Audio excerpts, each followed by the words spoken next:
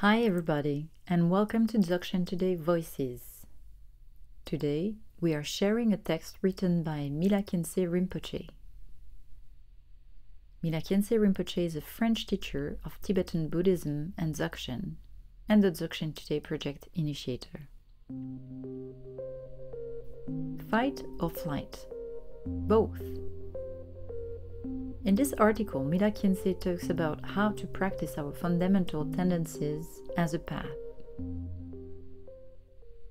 Most of the time, when faced with a problem or issue, our two main reactions are fight or flight. This is the famous fight or flight response, first documented by American naturalist Walter Bradford Cannon in 1915. The principle is that when we are in a situation of aggression or faced with a major difficulty or problem, our natural response is to fight against the problem. We get into a fight, or to flee from it. Our reaction depends on how we feel about the situation. Do we want to overcome it? Then we fight. Feeling of fear or powerlessness? That's flight. Of course, there are many other emotions or reactions associated with this process, such as pride for fighting or anxiety for fleeing, but there's no room here to go into detail.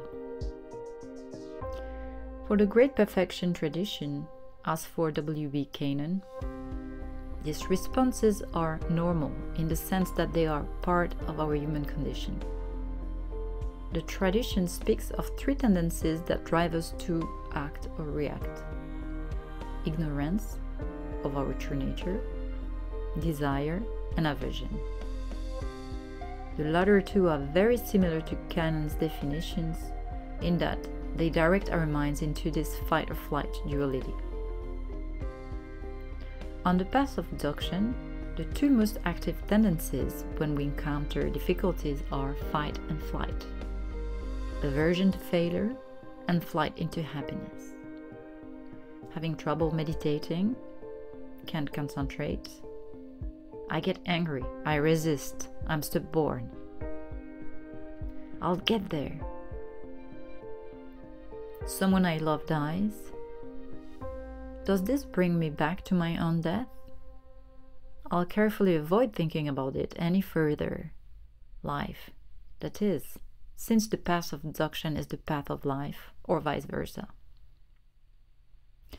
In Dzogchen, we don't try to train ourselves not to react in this way.